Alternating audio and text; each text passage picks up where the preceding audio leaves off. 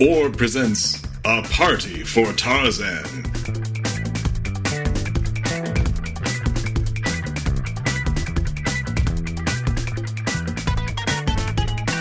This is Gary Butterfield. This is Cole Ross. We're kind of in the finale. A little bit, maybe. Kind of accidentally sets up the finale that wasn't a finale. Yeah, season 6 coming to an end here. Kind of abruptly. With the penultimate episode. Yeah. This was written by Doc Hammer, and it originally aired on March the 13th of 2016. This is all kinds of complicated where this fits into their writing and production schedule. Yes. This was written to accomplish things. Mm-hmm. They needed to tighten the noose around Rusty because Dr. Mrs. the Monarch thinks he's Blue Morpho, and they needed to accomplish them finding out that the Monarch was not. Mm-hmm. Get them off the Monarch's trail and off Doc's trail. Yes. Yeah. For this. To kind of stop the hunt. Mostly, or, in large part, so the Morphic trilogy could happen. Yes. Yeah. The basic premise of this, Rusty is trying to throw a party for a celebrity he met, Christopher Lambert. Christopher motherfucking Lambert. Who the boys and the episode title refers to as his Tarzan persona. I've never seen this Tarzan movie they're talking about. Neither have I. No clue. Why would I watch a fucking Tarzan movie? It's not weird kids were these. It's not 1935. Yeah, God, kids love Tarzan. Oof. Like, I always forget the name of this episode because I always think of Tarzan along with King Gorilla. Oh yeah, he gets a Tarzan. He gets Tarzapan. The King Gorilla have his Tarzan. So in my head, I always think this is the episode of King Gorilla's getting out of jail party. Yes. Where Monarch gives him the cigarettes. But no, it has nothing to do with that. It's just a Christopher Lambert role that I was not familiar with. Same. I think everybody knows Christopher Lambert, who previous to watching this, I always called him Christopher Lambert. Go listen to the Mortal Kombat episode of Adaptation Decay to hear us saying he's that. Raiden. Yeah, he's Raiden in that. And also the Highlander, right? Mm-hmm. Yeah, the big ones here. While this is happening, the Monarch and 21 do their scheme to shake off suspicion. But that is not all that happens in the episode, because this is a style parody. Yeah. Episode. It's like everybody goes to Hank's, except without a conceit. Right. It's like there's nothing diegetic that makes it that. There's no hat. Right. There's nothing that is having people. It's just act this way. It's primarily the events portrayed in the actual text of the episode in this kind of Scorsese like fashion, specifically like Goodfellas, right? With this narration, the narration jumps around to different characters who are kind of giving exposition about what's going on as things happen, right? So this is really fast moving and snappy, and distinct from every other episode of the show. Yeah, it leans on the Scorsese thing really hard. Yeah. So much so that characters don't really talk like themselves. Yeah. Throughout it. I have mixed feelings about this one. Mm-hmm. And I have mixed feelings about the thing it's setting up for the next one. Yeah. Which we'll talk about when we talk about the next episode. But this is meant to, when they talk about this in the book and the commentary, is that one of the functions was to set up the Saw kind of subplot in the finale. Yeah. Thing that still felt like it came out of fucking nowhere to me. All the times I've seen this season, knowing it's coming didn't help. Right. And there would have been a real easy solution to it, and it makes me mad they didn't do the solution to it. Which is just have it so that 21 actually killed people. No. Well, that true too, because they do get rid of that thread. It's an interesting thing for 21 to do, but they hate interesting things for 21, so they get rid of it. Would have been to have it be villains that we've seen. Oh, yeah. Like have it be, show scenes where we think they went off and killed, someone. But Think Tank should be in there. Instead of the Doom Factory blowing up, change it that he doesn't kill them. Like they're incompatible plots almost. Yeah. Because the guild spends the entire season talking about somebody hunting Rusty's arches. They spend no time talking about these people like being missing. Like they find the bodies for them. So we just get 2 characters out of nowhere that he was reluctant to kill. Yeah. Yeah. I think it's sloppy. It doesn't, that part of it doesn't work for me, but it has Red Death and that works for me. Yeah. That's the obviously. Thing. Yeah. It makes makes it really hard to be entirely condemning of it. Yeah. And this episode also has things to like as well. It just ends up feeling like I really see the strings. Yeah. In this one. And like it is hard not to armchair quarterback it just because they talk about, the difficulties. We really, really, really wanted this to be the finale, right? But because we were attached to the way this one particular plot resolved, it had to kind of make the structure of the season awkward. And like there were ways to solve that problem and have it be the way you wanted to, just by making another change. It just kind of seemed like prioritizing the wrong thing from the outside. Yeah. Right? Yeah, a little bit. And then we end up with this weird thing where season 7 begins with the finale of season 6. Well, that happened. Also, season 6 began with the finale of season 5. Yep. Yeah, we end up with some weird pre-tape call-in show stuff that's happening here. The other thing that in the back matter of this, like the book and the commentary that's interesting, is the boys love this episode a lot more than I do. Yeah. Like I like this quite a bit. I think it's funny. They love it. Oh yeah. They're very proud of themselves. In the commentary, Jackson is just over the moon with it. And I could see it being, he talks about it being really fun to direct. Yes. And I can see that, right? Like it reminded me of a thing that happens a lot with art where I feel like creators will get bored with something before I do. Yeah. Yeah. Like they will really like or like listening to podcast, and the podcasters are having a lot of fun because it's a live episode. But to me, I'd rather just listen to a regular episode. Right. And it's like they don't want to just do the same old thing, but the same old thing is what I'm here for. This Scorsese style parody is kind of clever and it's a little impressive. Like it apes Scorsese really well, but it ends up making an episode of the Venture Brothers where nobody really acts like themselves. Yeah. Which as a Venture Brothers fan, I'm here for Venture Brothers. Yeah. I want these characters. Yeah. So it ends up feeling a little weird to me. I don't know how you feel about it. We haven't talked about it, but it ends up feeling just a little bit odd to me. No, it's just it's a weird one to have so much important stuff happen in it in a completely different voice. Yeah. And it doesn't, that diegetic layer that happens, I'm also, slightly cooler on Everybody Comes to Hank's than everybody else. But I like the idea of Hank getting that hat and it transforming the world around him. Yes. Like that being through Hank's perspective as opposed to an omniscient narrator perspective works for me a lot better. Yeah, the fact that this is just kind of primarily exists. It really does feel like it is just like an episode of a show, which is a ridiculous thing to say, because it is an episode of a show. These things cannot happen and don't happen. But kind of another side of this is, for me also, like if I was just sitting down and watching this and not, keeping it in context and reading it real close, I probably would enjoy it a lot more. When I wasn't sitting down to take notes about it, I just thought this was a fun little departure, right?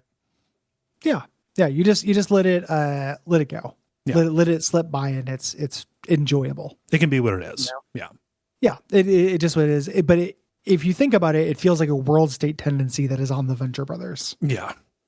That it's all been through this Scorsese lens. It also, this is me being nitpicky a little bit. Scorsese parody feels past its sell-by date. A little bit. This is something the Animaniacs were doing. Like this is really in 2016, you're going to do a Goodfellas parody? Huh. Okay. Huh. You're all right, buddy. Like, huh. All right. Well, just, interesting choice. Go ahead, I guess. Kind of like going with the David Hasselhoff joke in 2016, right? Well, that was less outdated, but similar. Yeah. The reason why Christopher Lambert's here is because they had been goofing with Doc Hammer, being the kind of guy who would kind of surround himself with low-key celebrities that he thought were really incredible. Oh, that Rusty would, if he got money? Rusty would. Yeah. And they settled on Christopher Lambert. Mm-hmm. just because, Rusty. Rusty would have been a big fan of Christopher Lambert. I just love him reading off the different roles that he had, Thunder God Raiden. Yeah, it's very cute. So we start off with the night sky, this Latin chanting. It's very intense. There's a blood red moon. Wide Whale is telling Dr. and Mrs. the Monarch to take the shot. She has the Blue Morpho in her sights, in the penthouse of her tower, and we start getting this kind of noirish, narration that'll pop over this eventually. She shoots Blue Morpho, falls backward, his hat flies off, and we see that it's actually Rusty here. And then 21 pops in and goes, "What? I know it's crazy. How did this even happen?" Underlining the cold open, going back over the stuff. Record scratch. You're probably wondering how we got here with the main character of our show dying. Yeah, exactly. And so we get to the episode proper. 21 is narrating kind of where things began, at least for him. We see a little fat kid, 21, a little Gary Fisher. He's on his class trip to Washington, D.C., the 8th grade trip. And he had the honor of presenting an American flag to Senator Ben Nighthorse Campbell, actual senator. Seems cool. Didn't look into his voting record or anything. But he was kidnapped. The Monarch's men kidnapped him, thinking that he was the senator. Yeah. Doc has a lot of things in the commentary to talk shit about bolo ties during this. Just very surprised. Also, so I knew this was a real senator and everything. Senator Ben Nighthorse Campbell. Mm-hmm. With a little editing, this becomes Senator Nighthorse. And that's really powerful to me. Senator Nighthorse is very good. Like, I don't know, man. Like, just imagining everybody coming together to call roll or whatever. And then the dark clop clop that you hear out in the distance. Senator Nighthorse arrives. Like a ghostly umbra overtakes the Senate halls. The temperature drops 15 degrees. Yeah. His clouds of breath coming. They start playing the Knights Cavalry music. Like, it's I like Senator Nighthorse a lot. Yeah. And Senator Nighthorse. Is that just me? They vote against each other. They actually vote in line together. Senator Nighthorse doesn't want to actually alienate Nighthorse's voters. No. So. It feels like if Nighthorse can just reach across the aisle to Nighthorse. Yeah. Put one hoof across the aisle. So 21 has been kidnapped. He's in a cell and the Monarch thinks he's the senator, and wants him to. He'll let him go if he puts a law into place that makes the name Venture illegal. Classic Monarch. It kind of goes through. 21 loves this. Yeah. Think about it. Anytime he orders a pizza, anytime he goes to the bank, he's just he has a crime just to exist, right? Yeah. He signs a paper and he's like, the Monarch reads it like, who the hell is Gary Fisher? And he's like, I'm Gary Fisher. You have the wrong guy. 24 says he looked more senatorial. He had the flag there and he was a big kid. Uh-huh. The Monarch says, get rid of him, like, to kill him, but they did not kill him. They recruit him instead. Yeah. And he got his GED just in case henching fell through. Yeah. Cut over to the Monarch, who's going to hench Dr. Heine here. This is based on a real ad in New York for like a guy named like Dr. Keister or something like that, who is a proctologist. Yeah. I used to walk by a proctologist office that had a gigantic circular portal window that I always thought of as a gigantic asshole. I mean, that has to be intentional, right? Yeah. And then it got closed down and everything. So now it's just this like empty building with a gigantic asshole window that I really love. Turn it into a submarine. Suddenly it's a portal. Yeah, exactly. I love that stuff. I love those kind of things, a porthole. The doctor, he's going to go hunt this proctologist, and Dr. and Mrs. the Monarch, like, he's upset about this, and Dr. and Mrs. the Monarch says, you're lucky you're doing anything. Like, there's a vigilante hunting villains, killing level 10s, it wouldn't kill you, but you should stay away. Yeah. At this point. Yeah. But he's going to go, and this is part of the plan. He has to be seen arching Dr. Heine while the Blue Morpho strikes again. Yes. Yeah. So this is where Dr. Mrs. the Monarch picks up, her narration here, and talks about the kind of like what the council is doing about the Blue Morpho situation. The council of 5.5, because Watch and Ward were added, but not in the full capacity. Also, they can't sit at the big table. They have to sit at a card table. They're at the kitty table. Yeah. Cruel. So they don't have the records to Blue Morpho here. They knew he was a vigilante. The guild put out a bounty on him, but the Sovereign destroyed any information on anyone who claimed the bounty. Yes. This bit with Dragoon is my favorite bit in the episode. Oh yeah. Yeah, it's very sweet. He wore mostly blue. Like I recall, he wore mostly blue, like a resplendent blue tomato. Well, there's such a thing, of course. yes, we get it, old friend. It's very sweet. I love Red Mantle and Dragoon becoming like weird old married couple. Yeah, I don't know. Maybe this. I recognize that it's funny. I also feel the dementia jokes kind of thing a little bit. Oh sure. Yeah. I'm not saying they shouldn't make it. It is very funny and well presented, and I like the Red Mantle's reaction to it, which is to humor him and just like, we're not going to make an issue of this for personal reasons. Sweet. Oh, it's very sweet. Yeah, it's not like I think it's an absolute knee slapper. It's rip roaring. Yeah, it's incredibly sweethearted. He doesn't know where he is. Yeah. It's but his friend is there for him. Yeah, it's like he doesn't know where he is, but his friend is there. Come on, buddy, being soft to him. Yeah. He still has a place at the table, or a place on the shoulder. Yeah. No.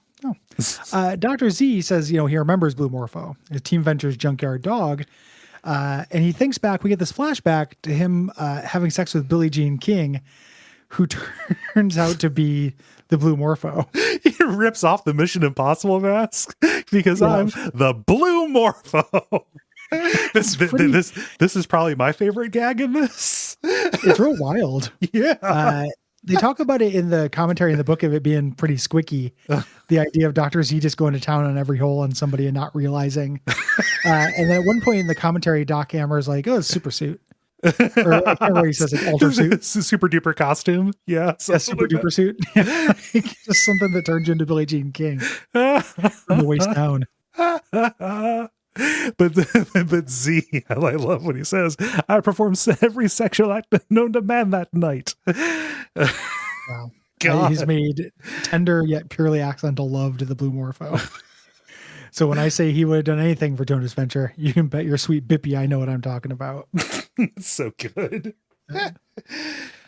Man. Red Mantle talks about this being indecent, and Dr. Z's like, it was the 70s, cut me some slack there. But the thing is, if we need to find the Blue Morpho, we have to go to Venture's heir. Yes.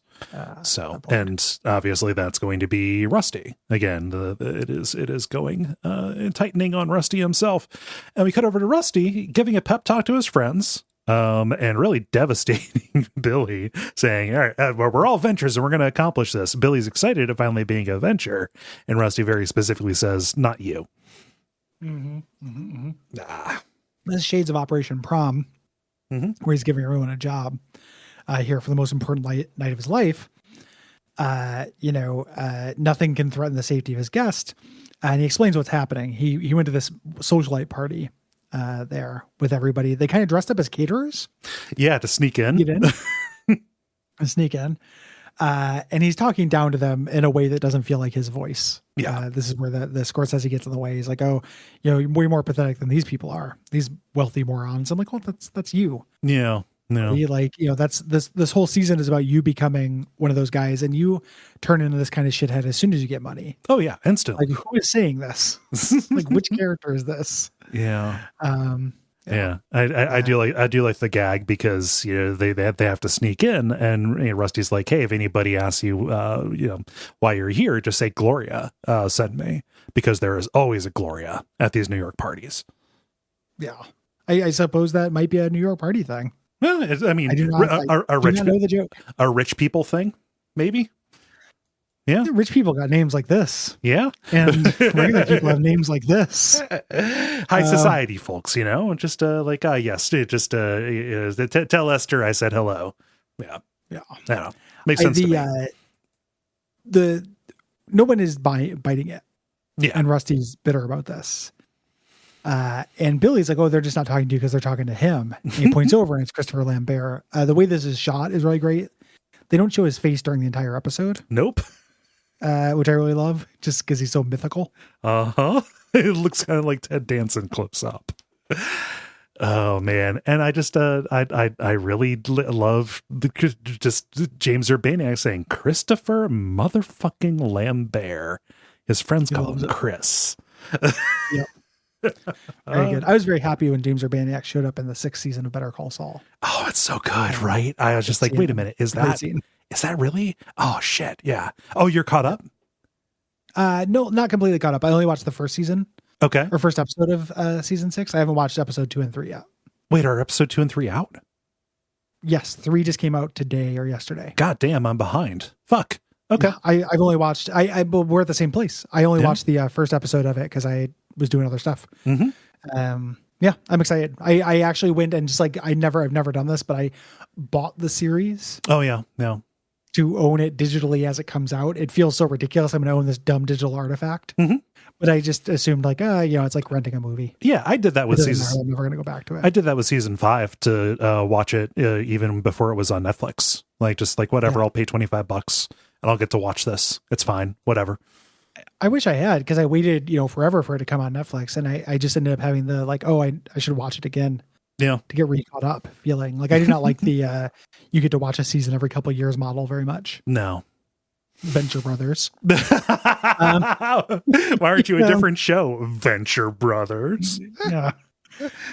The Monarch gets in his costume pod. And he's in his Monarch. He comes out dressed as the Monarch. He's upset about this. It's like, oh, you had to be the Monarch tonight. 21 took his costume to Enzo's, just while he's not using it. The plan is the Monarch is going to arch Dr. Heine, while 21 dresses up as the Blue Morpho and kills somebody called the Wandering Spider. Yes. And this will bring the Monarch's EMA level up. By contrast, right? Taking out somebody in line in front of him while also getting a suspicion level down. Yes. Yeah. And he's like, do I really have to do this? Like, it's dangerous. Wandering Spider killed Mr. Energy. It's like, Mr. Energy died when he tried to water his plants. Didn't die this. We cut over to Rusty and Dean. They go to Enzo's. And Rusty asks Enzo if he's ever made anyone the patriarch. And we get the Dios Mio, does the sign of the cross. Yep. Oh, every single thread is hand woven out of gold. Yeah. Yeah. Enzo really grew on me this rewatch. Oh, yeah. The first time I was a little confused by Enzo, but, he's going to meet Christopher Lambert, and Enzo is like, and realizes that's important. Yeah. He's like, oh, I know Chris's taste. He's going to want to see a blue tuxedo. Yeah. Like the Duke of Windsor, the most stylish man. But it'll take a couple of weeks. He goes in the back room, and while this is happening, Rusty takes the Blue Morpho costume, which happens to be a blue suit. Yeah. Yep. So 21 is waiting outside of Battle Axe's place, waiting for the Wandering Spider to leave to walk out, and he gets ready to do a Ted Bundy on him. I completely forgot that this was also in Silence of the Lambs, that they just straight up pulled this Ted Bundy detail. I mostly know it from Silence of the Lambs. Oh yeah, Ted Bundy did this. He did the whole fake having a broken arm to get girls to help him load stuff into a car, and that's when he would abduct them. He didn't make dresses out of them though. No, that part was Ed Gein, I think, is what they were going after. Yeah. Well, Ed Gein didn't. I wish Ed Gein did that. Ed Gein did different stuff than that. Like Ed Gein had shrunken heads that he made and shit. Like fucking incredible. I guess what I'm saying is Buffalo Bill is a pastiche. A pastiche. Yeah. Oh yeah. I know. I just them lifting it directly. Part of it being in here also rubs me weird because it's already a movie parody episode. So the things in this episode that are just directly just a character doing a thing from a movie. Right. In this episode and next episode. The next episode having the explicit saw. Yes. Thing also rubs me a little weird. Yeah. Maybe there's something to it being 21 both times. Like this is his concept of how bad things are done. Is he's just acting like villains that he's seen in other stuff. That's not underlined really though. It just kind of feels. I think it's a Doc Hammer thing. Yeah, it feels like the writer kind of their voice as opposed to something about 21. Yeah. He knocks out the wandering spider with a Blue Morpho with a gas gun, so identifies himself as the Blue Morpho. Right. We go over to the Monarch riding in a subway, and he starts talking about EMA villain levels. I love this. This is so good. This also, I love. This is actually probably my favorite scene in the. I love Turnbuckle so much. Yeah, this is phenomenal. He's explaining EMA, these villain levels. This guy named Turnbuckle shows up to Arch Jonas Venture. And his theme is he's a boxer, an old timey boxer. Yep. Like, you face Turnbuckle. My roundhouse is, mighty. And he's like ran to the psychopath known as the Action Man. Uh-huh. Which you don't want to do. No, you don't. You especially don't want to inadvertently threaten Rusty when the Action Man's around, because Rusty is the Action Man's to traumatize. Yes. God, I fucking love the Action Man so much. It's like turns toward him dead serious, like, step the fuck away from the boy. Mm-hmm. And Turnbuckle, like, put up your dukes. He thinks he's going to have a fun little boxing villain match. No. The Action Man pistol whips him into the ground like a tent pole. I love that so much. Like a fucking railroad spike. Yeah. And so it just the Turnbuckle is again halfway in the ground and completely beaten up, but he's not deterred. He yells for Action Man as they're going back inside and says, "Kiss my ass." So Action Man just plugs him right between the eyes with a gun. I love it so much. So the ranking system here was to set up this mismatch. This is similar to the Guild commercial we saw. Yes. For like why you want a Guild villain. Mm-hmm. He talks about how he used to be like a level 10, now he's like a 4. Yeah. Dr. Z tells Dr. and Mrs. the Monarch they have to take action against Rusty tonight to stop him. They found a grapple gun in the wreckage from the Doom Factory, and it has the Venture logo on the inside. Yeah. The Monarch wouldn't have seen this, but his old Blue Morpho stuff was made by the Ventures. Yes. Not implication. It's what it is. It's just said. He says, no, this is too much. We're putting 2 to 2 together to get 4. The Blue Morpho sets haven't been random. They're all people in line to Arch Venture. Yeah. At this, Dr. Mrs. the Monarch, she's like, he wouldn't do this. I've seen that man stand on a chair with a cockroach into the room or something like that. Like she says something, I can't remember if that is this episode or an earlier one, but yeah. And Dr. Z says, no, money and fame change people. Right. Yeah.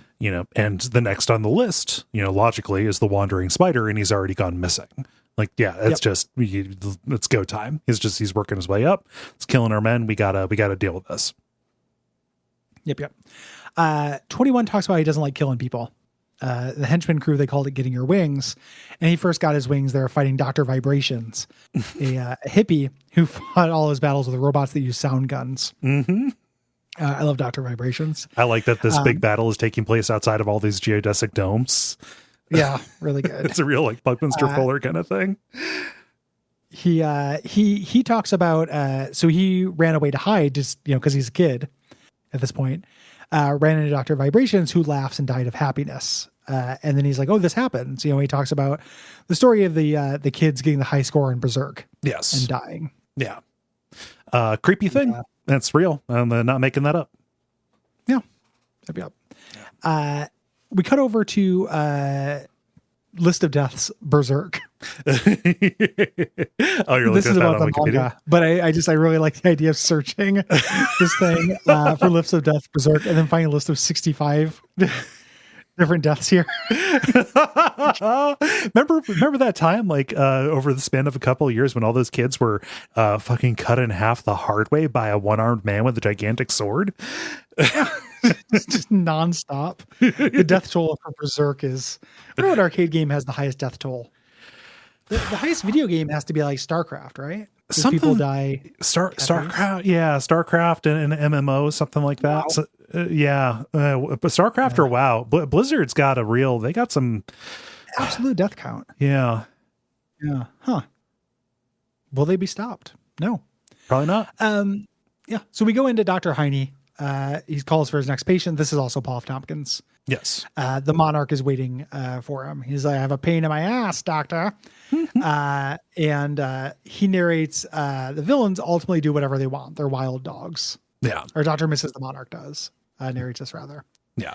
We're cutting between everybody at this point. Yeah. There is no way to kind of like deinterlace this, let's say. Yeah. Just because the cutting apart is the kind of the way it's put together. Positively Scorsesean. Yeah. So Rusty is at his party. They're setting up, and it looks. I love his line. This looks like a baby shower for a teen mom, because all the decorations are like, just like, oh, we got these on sale at Joann Fabric. A baby shower for a teen mom is very sad. Yeah. And Pete, just because Rusty aims the criticism at Pete, like, oh, you got style, you should know this. So Pete says, oh, I tried to stop him, but then I started appreciating the irony. Yeah, that's very cute. They're going to watch a lunar eclipse. Yes. At this point. And he looks at these goggles at this point, and he's about to correct him at this point, saying, like, you don't need these for a lunar eclipse. But then they don't get expensed for them if they're fake. Yes. So they claim that they've been sprayed with eclipsium to stop the eclipse stuff. Yeah. Feels a little bit out of character for Rusty not to know that looking at the moon won't hurt you. But yeah. Oh. Rusty's not in character during this episode. Like they even spend some time in the commentary justifying Rusty not knowing about that stuff, and it bugged me because I don't think it reads true. Right. They also talk about him not wanting to admit that he stole a suit. Right. At the end when we get to that, like that's why he doesn't come clean about this stuff. I don't buy that either. Right. I think it's just Rusty's not going to care that much. No. I don't know. No. We cut over to the Pine Barrens, where 21 has arrived with the wandering spider. He's unconscious and he's really heavy. He's wearing this kind of long coat. He's wearing this to conceal the fact that he has Dr. Octopus, Doc Ock style metal legs. He's got these spider legs that explode out from under his coat. And I like how the wandering spider, the man part of him, is just laying there unconscious as the legs stand upright. Carry him around. 21 pokes him, and then a dart comes immediately out and hits him in the dick. Look, he's just rubbing on it. Great. Oh man, it fell asleep. Good. Thank you so much. And the next episode, when he was like, "I had priapism, dude." So it's very good at priapism for a week. Rusty's upset nobody's shown up. He thought Chris would bring his retinue. There's a part where like one of them says, what if he's with his retinue of people he'd rather hang out with? Or, he's at a different party. Billy gets very drunk, and ask Rusty if he invited his mom or that Carfax Fox. Which I like that just as like just very much like, oh, what would it be fun for a drunk person to say? Foxy, like Carfax Fox. It's really good. And Hank is the bartender. It's been a minute since we've had Hank in a costume. This is really great. He asked for a drink, and I can't remember what somebody orders, but he's like, Manhattan. I don't know how to make that. Yeah, Manhattan. I don't know how to make that. I only know how to make drinks with the ingredients in the name. A gin and tonic, which contains a gin and a tonic. And Rusty asked for a Ruddy Bonham. Is this our last Docktail? I think this is our last Docktail. Our last new Docktail, yeah. Yeah. They just need a red Docktail drink. It's about time you learned how to make a Docktail. A Ruddy Bottom is tomato juice and grenadine with a little bit of rum in it. Vile. Not as vile as they could be. When I think about Docktails, you could almost, so like tomato juice and rum be a little bit of like a flavor profile of a Bloody Mary, a little bit. Yeah, a little bit spicier. Yeah. Like a spice, and then grenadine on top of that is adding sweet and cherry. Yeah. I think in turn, like compared to like a red mocha cooler. So here's my hang up. I don't like tomato juice. I think I guess. Yeah. But I like it more than ketchup. Like in a drink, like the other one is ketchup and chocolate sauce, I think. Wait, no, it's okay. I need to see what the actual recipe for a red mocha cooler, because I thought the red in the red mocha cooler was the Kool-Aid. It's Kool-Aid. I think it's like a tall pour of. There's one of them. Maybe it's the Mummy that has the chocolate in it. Let me see. People have decided not to do it. If people really liked us and really hated us, what they would have done is make the show very popular. So eventually we do a live stream where we'd have to drink these. It's in your power. You could still do it. We have one season left. So a red mocha cooler is Kahlua, a tall pour of Hershey's chocolate syrup, and a dash of red Kool-Aid. Yep. That sounds Kahlua okay and to me. Syrup until it's thick, almost undrinkable. Don't stir Hunchback it. is the one with ketchup. Yeah. That's ketchup, bourbon, and cola. Yeah. It was inspired after a Halloween prank. Yes. Yeah. We don't know what's in a hot mummy. Yeah. Maybe the Slim Jim Fizz might be good, actually. Because that's a Jim Fizz with a Slim Jim in it. Yeah. Which is pretty gross. But you could take it out. I suppose. Yeah. Huh. The Ruddy Bottom, I love tall glass of grenadine. Just a long pour of grenadine. It's very funny to me. It's syrup. Oh, it's syrup on syrup. Like it's always nonstop syrup. So good. Oh man, DuckTales. I'm just imagining going to a store and buying all of these ingredients. It's like, do we need to call the cops? Like, does somebody need to wrestle these away from you, sir? I think they would assume that you had just run out of those things and weren't intending to put them together at all. You were missing individual ingredients for like 3 other drinks. Oh, maybe. Or making a soup. One of those 5 alcohol soups you hear about so much. Yeah, from the Hollywood. You're gonna have grenadine and rum in like a daiquiri or something. Oh yeah, and then the tomato juice is for a soup. Oh, maybe. Yeah, the eggs. I don't assume whenever anybody buys groceries, they're gonna mix all of the things they bought together into one dish. Well, that's why I buy my toilet paper all by itself and 4 counties over. Yeah, because you don't want anyone to think you're making TP soup. Nope. No, I don't want to make a plaster soup. Oh my gosh. This is here. They needed a red DuckTale in order to provide the illusion of blood. Yes. So and we see like we're kind of back toward the beginning. Wide Whale and the others on the council, they're kind of looking down the sights of the sniper rifle at Rusty.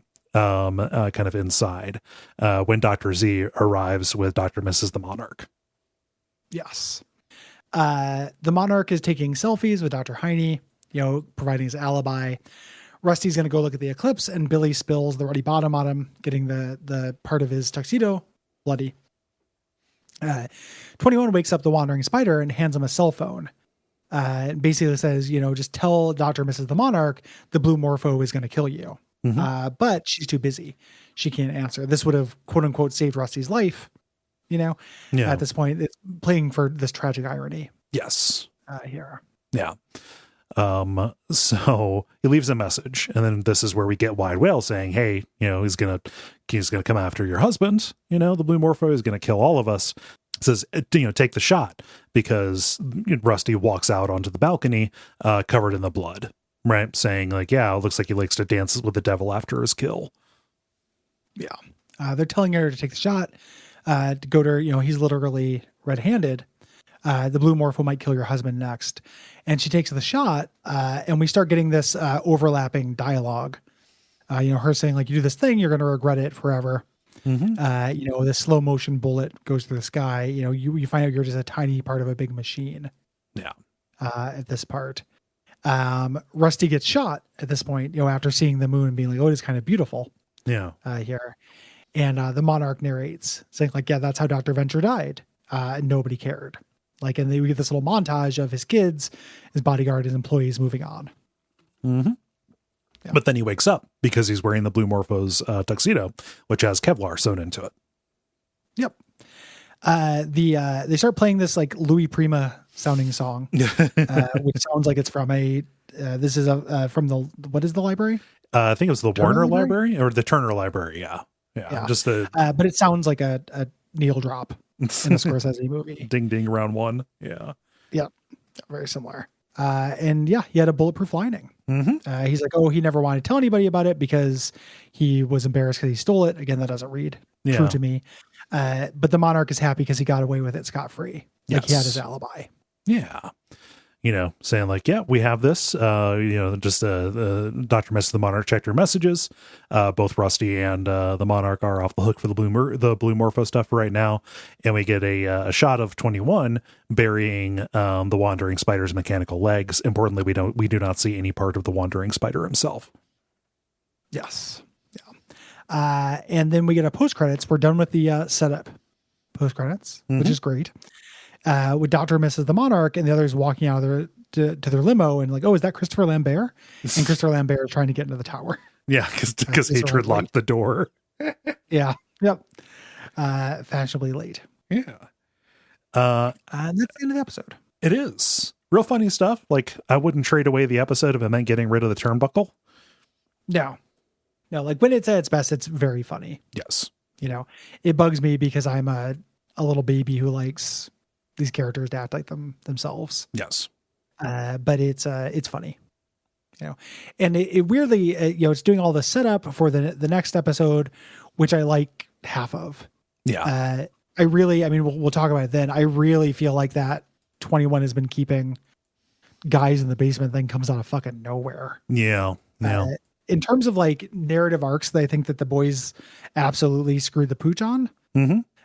21 is turning into their like, least valuable player for that stuff. Yeah. His, that little bit. And then the idea of him like getting over this PTSD, like this episode even ends with him being like, so my henchman was upset. This is his job. He's a henchman. Who gives a shit? Yeah. And it just rubs me the wrong way. I don't know. Yeah. It doesn't work. No, with 21, it's like, you can only be disappointed when you expected more or when you were led to believe that it could be better. Like they fainted towards something really interesting with him wanting to be independent, and then they kind of, like we said, watch that back.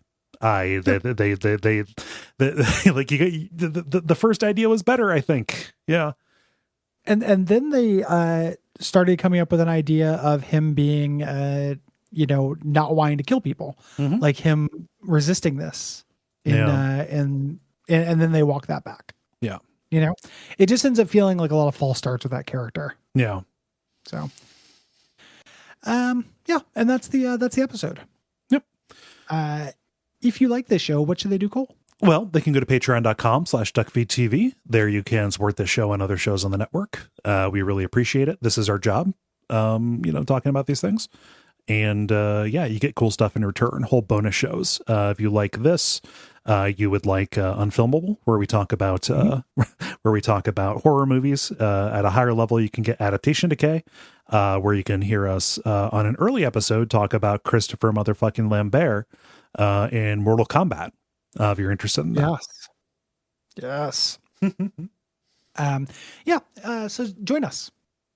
We appreciate that. You can also leave us ratings and reviews. Apple Podcasts or Podcast Addict. That'd be awesome. Yeah. And tell your Venture Brothers friends. Please do. Approach the end of season and the end of the show. Yeah. You probably still have time to write in about season 6 by the time this is coming out. The release schedule is a little bit wonky just because of early release going away, but you can do that at duckfeed.tv/contact. Click the orb button and that'll go through. Yeah, please limit your responses to season 6 in specific. We will do a grand wrap up Venture Brothers thing when we're done with the show. Yes. So if you have general things to say about it, or you can finally say your piece. Yeah. And until next time, go Team Venture.